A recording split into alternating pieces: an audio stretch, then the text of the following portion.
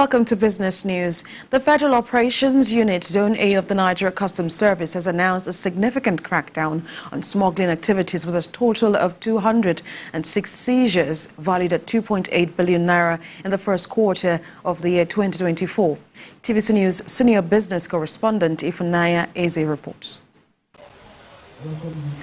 Comptroller Hussein Ejibono provided insights into the command's anti-smuggling efforts, revealing that 29 suspects were arrested in connection with the seizures in violation of the federal government's import and export prohibition guidelines. Highlighting the seized items, Comptroller Ejibono emphasized the necessity of adhering to regulations and laws, cautioning importers and traders about the severe consequences of non-compliance. Among the seizures were hundreds of bags of foreign parboiled rice, equivalent to 21 trucks, unregistered medicaments, and 40 units of small good vehicles. Regarding the seized vehicles, Comptroller Ejibono clarified the customs policy, stating that importers with incomplete documentation could rectify their paperwork, but he states that this does not apply to small good vehicles.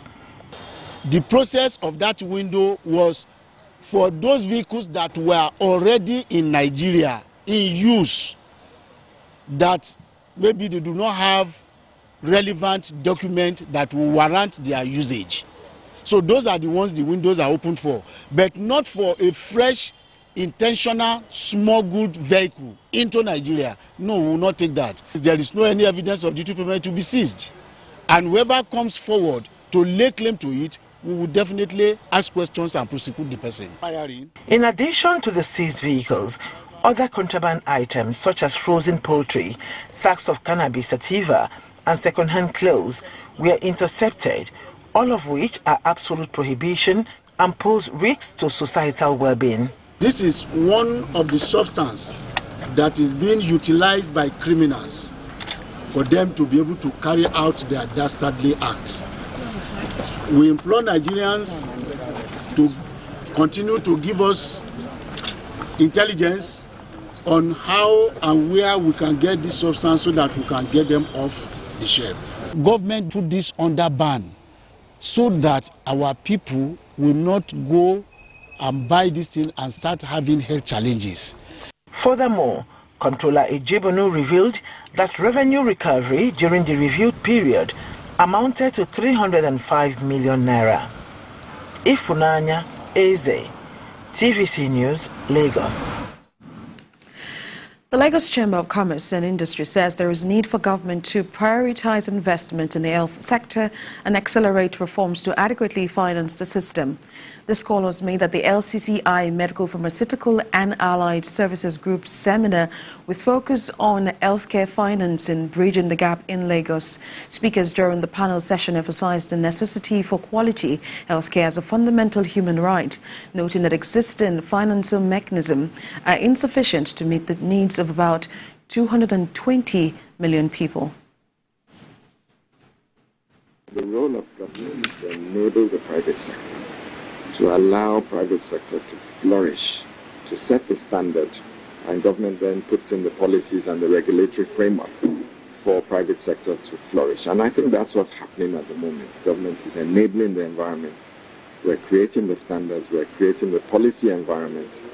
We are ensuring and encouraging our diasporans to come home. We're encouraging the private sector, the banking, the partners, and together it's coming together to fill that deficit, that funding deficit. Industry needs to provide these products or platforms for individuals to take advantage of in order to understand how that affects their health or their ability to access quality health care. Because if we're able to get the health insurance industry going, then we'll have pooled funds to invest in health care. But we as saw in the private sector realize how important the private sector also has to walk the talk along with government in investing, local investors, local investment for the long term that can really help to not just to build more infrastructure and make sure there are more drugs and consumables around, but also training of medical professionals so that way we can really replenish the dearth of medical professionals.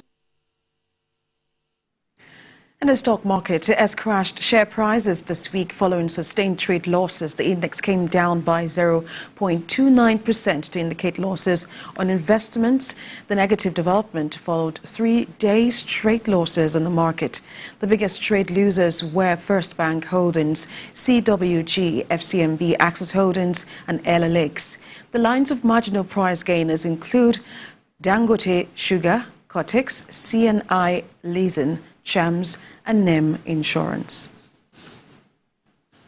While global shares retreated today as geopolitical tension kept crude oil above $90 per barrel ahead of U.S. payroll numbers, and hawkish central bankers raised doubts about the pace and timing of interest rate cuts. MSCI All-Country Stock Index was down 0.3% as it continued to ease in the first week of the quarter after hitting a lifetime. In Europe, the stocks index of 600 companies dropped by 1.2% after a lifetime high of 15.7 points. MSCI's broadest index of Asia-Pacific shares outside Japan fell 0.45%, tracking a late tumble on Wall Street as risk aversion dominated the market mood. And Microsoft says artificial intelligence has the potential to contribute up to $15.7 trillion to the global economy by 2030. Mr. Theo Watson, commercial lawyer with the multinational technology company in Africa, said this in a presentation at the African AI Journalists Academy with focus on AI opportunity in Africa. Mr. Watson emphasized the opportunities AI could bring to Africa, noting that AI could generate $1.2 trillion for Africa, a 5.6% increase in the continent's GDP by 2030. And crude oil prices extended gains today and headed for a second weekly gain, supported by geopolitical tensions in Europe, the Middle East, concerns over tightening supply and optimism about global fuel demand growth as economies improve.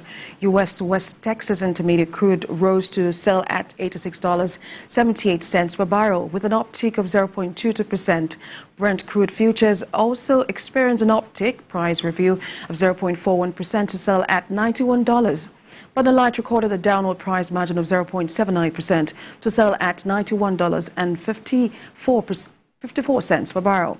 And for the OPEC basket, crude oil dealers are offering $89.58 per barrel with an upsurge of 0.69%.